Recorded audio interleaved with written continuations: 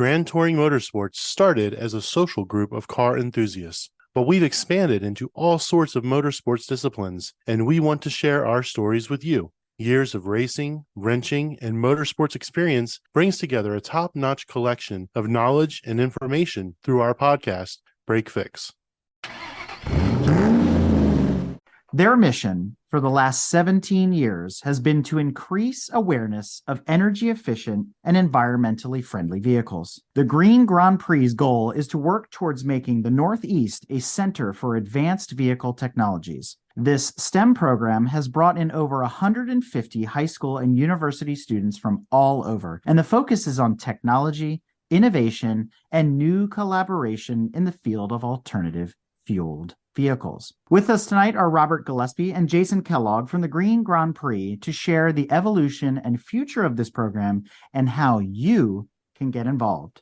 So welcome to Break Fix, gentlemen. Thank you. Thank you. Good to be here. So like every good Break Fix story, there's always an origin. So tell us about the history of the Green Grand Prix. As we said in the intro, it's been around for 17 years, but many of us are hearing about this for the first time. So where did the idea come from and how did the program get off the ground? That's a great question because there's another little factoid. It's very much unknown, and that is that the world land speed record was battled for back in 1899 by two electric cars. It ended up with the winner being Camille Janatze, and he had a car that was shaped like a torpedo, totally electric, two electric motors, went 65 miles an hour. Just astounding. So the Green Grand Prix started before other forms of Grand Prix racing, I suppose. As far as I'm concerned, the idea came from a national SCCA Sports Car Club of America champion. His name is Oscar Kowaleski, very well known. I do artwork of the Watkins Glen races. I had shown my artwork regularly at the track. Everybody meets Oscar. He was very congenial. He would come up and he knew that I was a retired teacher. And he says, Gillespie, you're a teacher. What are you doing for the kids?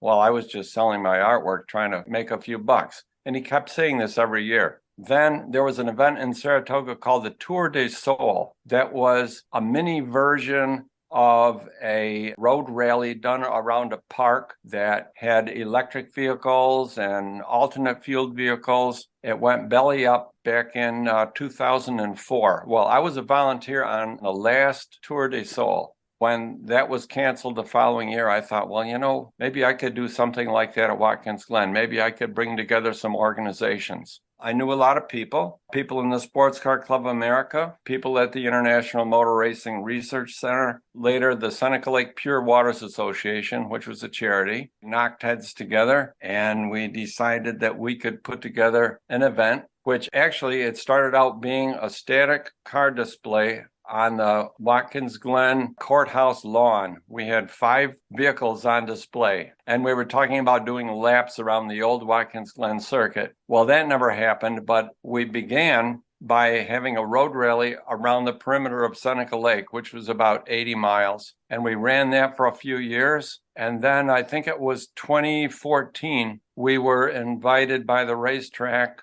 to come up and hold it there. So everybody was delighted and thanked them very much. They charged us nothing to use the track. By the way, they still do. We're very appreciative of them. Toyota is our major sponsor. They've been absolutely wonderful. So we moved up to Watkins Glen International about 2014. It has kept evolving since then. So, Bob, one of the other things you mentioned in all this is your artwork. So, little known fact, you're actually responsible for a lot of the murals in downtown Watkins Glen? Yes, all except one. There's a NASCAR mural that was just done last year or the year before. I didn't do that one. That's kind of like a beer commercial or something, but that's not mine. I did the one that's got the Cunningham and the Ferrari, and then I did the one of Bill Milliken's Bugatti, which is on the building just south of it. So, Jason, how about you? Tell us how you got involved in this origin story of the Green Grand Prix. How do you play into this? I actually work for Alfred State College. I'm an automotive instructor. I didn't come along until about 2016. And about that same time, we also started an autocross event on the track. So the morning is a rally, the afternoon is an autocross event. So we're doing what we can to get students involved, experience alternate fuel, electric, hybrid vehicles, learn the technology they're going to be working on in the near future. And there's another component to the history of the Green Grand Prix, and that's in the story behind Doris Beauvais. So why is she so important to this event? Doris Beauvais was a Glen Region SCCA member. She was a faithful rallyist, and she was a teacher. She worked in a public school. She was a lifetime educator, and she was also an environmentalist.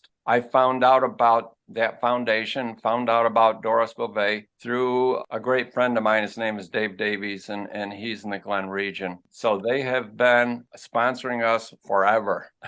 We continue the things that she cared about because the event has evolved to serve auto tech students. It's environmentally minded, and we have a rally. All the things that represented Doris. Do you both personally own or drive an alternative fuel vehicle? I got a 2018 Prius, and I've had 3 Prii, and I've put 240,000 miles on my first 2 Priuses. I got about 85,000 miles on this one now, but I plan to drive it for the next few years. I do not own one yet, but like I said, I do teach it. I'm also a GM tech for the last 20 years. I have been trained at the dealership. I've worked on them at the dealership. I've serviced quite a few of them. I teach them and work with this event. So I appreciate the technology. So what's the overall expectation for the students? Have they been working up to this throughout the years? There's some sort of curriculum that backs this up. Obviously, this is grounded as a STEM program. So are there hands-on exercises? Are there things they're working on? What's the takeaway here for people that maybe want to try this for the first time? My class is senior automotive students getting ready to graduate in May. And with newer technologies, I mean, they're going to be working on these cars in the field as soon as they graduate. I actually have a 4-week course that I teach where students learn the safety aspects of the vehicle, all of the high voltage issues, proper safety gear, all the way to removing the high voltage batteries, putting them back in, taking the drive lines apart. So in class, in the fall semester, they've learned how to work on the cars, and this event gives them an opportunity to drive them on the road. Say 2/3 of my students, 3/4 of them, have never driven a hybrid. Probably 90% have not driven an electric car. So this gives them a chance to experience a little bit more than normal what they're going to be working on. I've had faculty from other schools that have competed saying that they use this really as kind of a hot dog to hang in front of the wagon in their course. They tell them, in the spring, you're going to be able to go to the Green Grand Prix. And so you need to learn this and learn that. And our students attend the event, compete with it, and our students assist running the event. Our students act as tech inspectors, transponder workers, autocross workers, etc. So we compete in it and we help run it. And they all look forward to driving. I mean, everybody wants to drive on the Watkins Glen track. And somebody who gets to drive for an hour and a half or 2 hours, how can it get any better than that? Within the next month, my students will be going through all the cars we have. The building that I'm working in, we have 3 classes, 15 students a class. Each class is going to have 2 cars to run, and they're going to go through car prep before we get there. So be checking the vehicle condition, making sure it's safe, performing alignments, maximizing angles, stuff like that. And they're learning that you can't just show up at the track and compete. We have to make sure we're going to pass tech inspection for the morning event, tech inspection for autocross. We got to make sure we're legit. Nothing's going to fail. As we talk about the evolution of the program over the 17 years, you keep mentioning the rally. Jason briefly talked about the autocross, but it's held at Watkins Glen. So how does this all work? Is there a rally at the track? Are they doing laps of the track? Obviously, there's autocross lots at the track. So how does this event play out over the course of the weekend? It was just a road rally, and we figured out a way to do it on the racetrack itself. It's interesting because it's a road rally, time, speed, distance event that is run on a world famous Grand Prix circuit. Usually takes place on opening weekend of Watkins Glen on a Friday before opening weekend. The morning event, basically 10 to noon, is a on-track event. It's time distance. It's about 80 miles, give or take. We're on the track for 2 hours. There's different classes for different vehicles, 4-cylinder hybrid, 6-cylinder, different alternate fuels, different versions of Toyota Priuses. Students are timed on their laps. So the drivers with the most number of perfect laps will win certain categories, and best fuel mileage wins other categories. So it's not truly bumper to bumper racing, it's time distance. And it's got that fuel economy aspect. So we judge these vehicles on two sets of rules. One is how consistent their lap times were. We hang transponders on the cars, and so we know their times down to a thousandth of a second.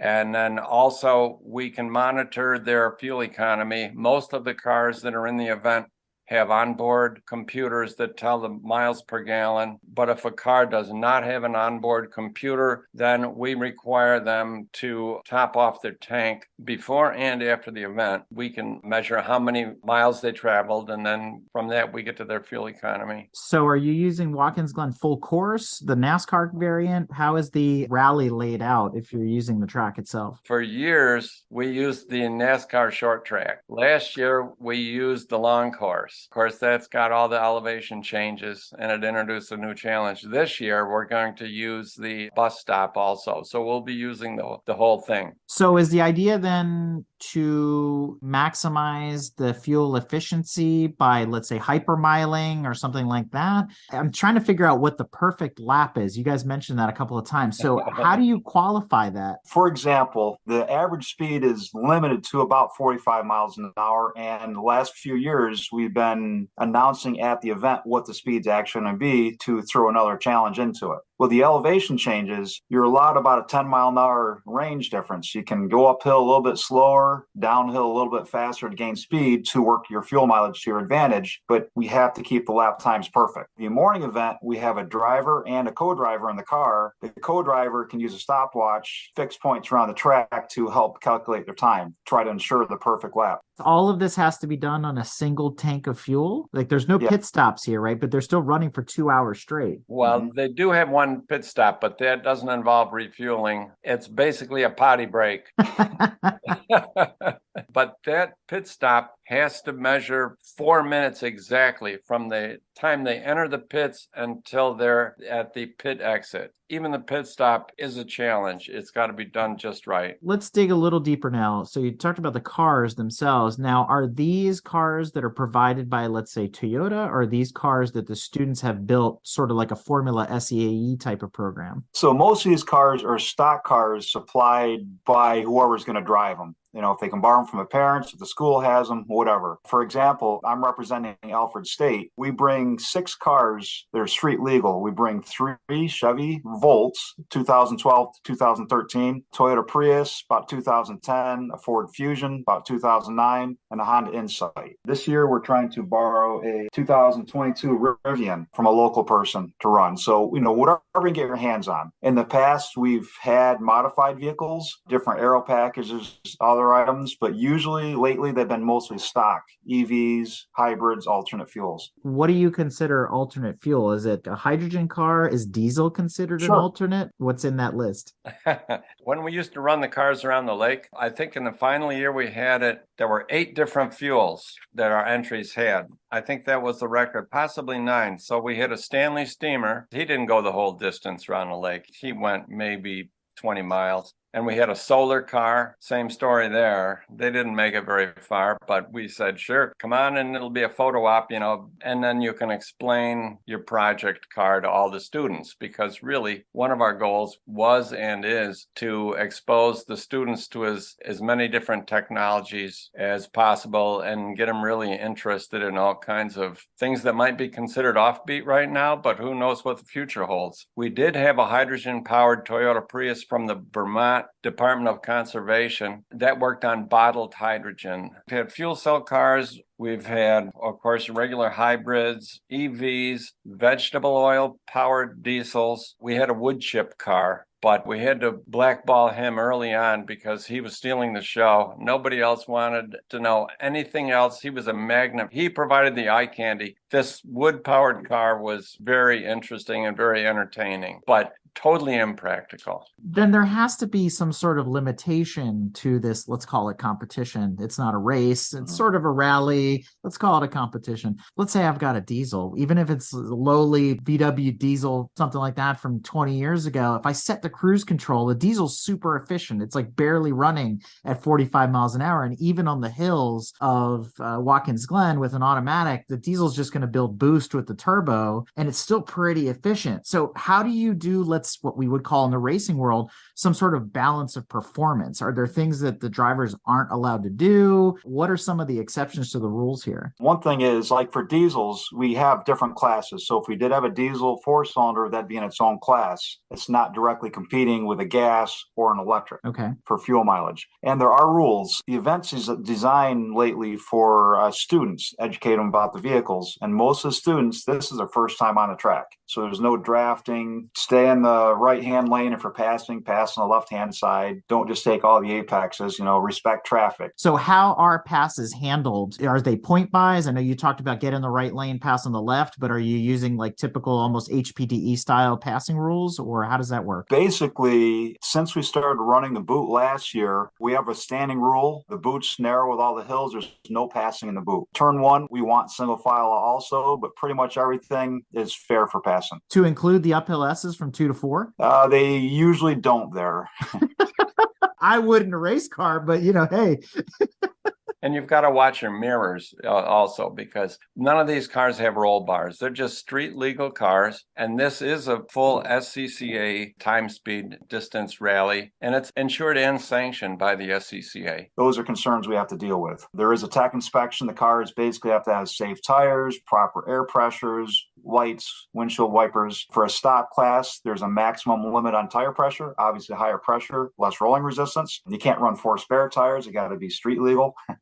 So we do have some rules, but we do have people in a modified class run different aero packages. They'll add parts of the car, tails, whatever, trying to increase aerodynamics. And some have done that with success. And we do limit a little bit pickup trucks. So, high center of gravity, no motorcycles, stuff like that. So there are some rules for safety. SUVs are allowed? Not normally, but this year we're going to try to run one of the Rivian SUVs that just came out. That has air suspension, and with a low center of gravity of the battery in the floor, that can drop right to the ground. That has 15 inches of suspension travel. So as long as it's all the way down.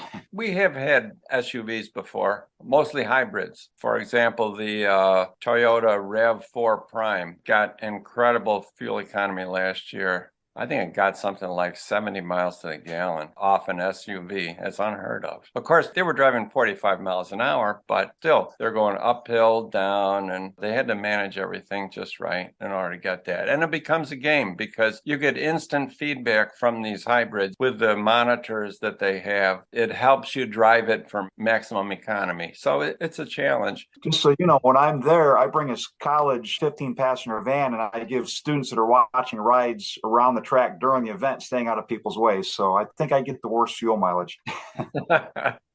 How many cars are entered in an event? When we run a track event at the Glen, there's usually a equation of how many cars per mile. Usually it's between 40 and 45. Okay. 50 cars is really pushing it. We don't want a crowded racetrack. That's not bad. At the Glen being 3.5 miles, you're doing better than, 20 cars per mile. So that's pretty good. You'll still have trains either way because you don't have closing rates and things like that. So you do, let's say 80 miles of Watkins Glen. There's got to be some sort of break in there, lunch, maybe some sort of tech talk, and then the autocross is in the afternoon. Is that how the rest of the day plays out? Yes. Lunch is at noon, and we have a seminar, which is going to be live streamed this year. Then in the afternoon, we're going to have some mock pit stops by the Alfred Motorsports department on their EVSRs. It's a sport racing car that's all electric. And then also Cornell University is bringing their SAE formula car, which is all electric also. And they're going to do 2 different talks on that car, one in the morning, one in the afternoon. But the autocross, I think, starts about 1:45 and runs until maybe 4 o'clock, 4:15, something like that. And that's done with the same cars that were used for the on-track exercises, or are there a different dedicated set of cars for the autocross? Same cars, but we do have different rules. So the morning event is alternate fuel. You can have fuel efficient gasoline vehicles, diesel, electric, or hybrid. The afternoon event, we narrow the field down. It's strictly only for electric cars or hybrid cars. And then you just score that on best run or whatever. Is that how it works? Just regular SCCA, we got time, and the students have the opportunity. They can run 15 runs throughout the day. They really have a lot of fun. Are they jumping between cars, trying different ones? What I do with my students, I'm going to be bringing about 45 students from Alfred State. I have 6 dedicated drivers. I let them try 5 or 6 times to do the best I can. Then they'll start giving other students rides in the front seat as a passenger. Then they'll let the passenger try it. So a lot of the students get an opportunity to try it. And sometimes they'll swap cars just to get the experience. I want to know the inside baseball here. I want to know the super secrets. What are some of the things that people can do to maximize their competitive advantage when they're out there on the tracks? Or there's some things you can share, some tips, or maybe even the pre-brief that you guys give to folks that might be helpful? As far as driving tips go for hybrids, it's really the same for any car. I remember when I was a kid, I read a book by Sterling Moss, and he said, a lot of people can drive fast, but very few drive fast smoothly. It's all about smooth driving and being easy on the car, using all the road when possible, just evening everything out, back off a little bit on the hills, but you can make up for it on the downhill sections. It's like hypermiling stuff, but not extreme, because you don't want to drive in a dangerous way, but you just want to be consistent and even on the throttle. It's just good advice anyway. Actually, the event is kind of unique because the morning event is designed for maximum fuel mileage and efficient driving. But if you know what autocross is, fastest car wins. So that's the opposite use for a hybrid. Fuel mileage doesn't matter. Tire wear doesn't matter. Drive it.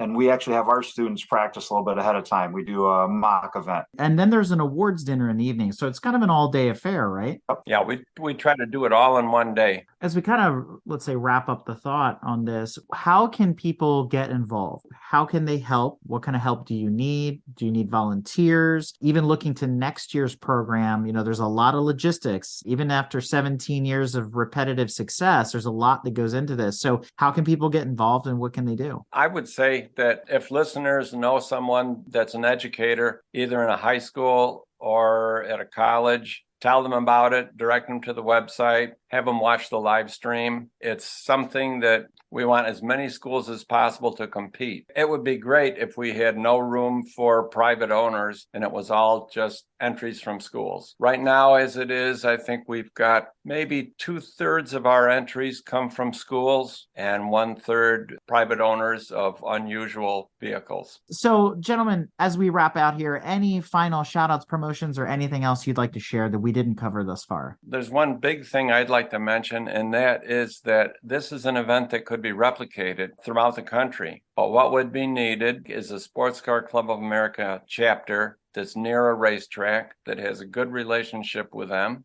a university or college nearby that has an auto tech program that's interested. And then you have to have a charity, because this is an SCCA charity event. It's a charity road rally, and SCCA allows every region to have one charity road rally per year. This is it for us, and it's the same throughout the country. The Doris Bovee Memorial Foundation sponsors our event, along with the Upstate Toyota Dealers Association is our primary sponsor and has been for years and years, and we are very grateful for their constant support. We're also very thankful for Watkins Glen, giving us the use of the track. Just watch for the future, because I think it's going to continue to grow. I hope it will be replicated, and it's an awful lot of fun. The Green Grand Prix is an annual event that showcases and promotes environmentally friendly and fuel-efficient vehicles. The event typically includes demonstrations and competitions that test the fuel efficiency and emissions of vehicles, as well as seminars and exhibits on green transportation and related technologies. The Green Grand Prix aims to raise awareness about the importance of sustainable transportation and to encourage the development and adoption of clean, efficient vehicles. To learn more, be sure to log on to www.greengrandprix.com or follow them on social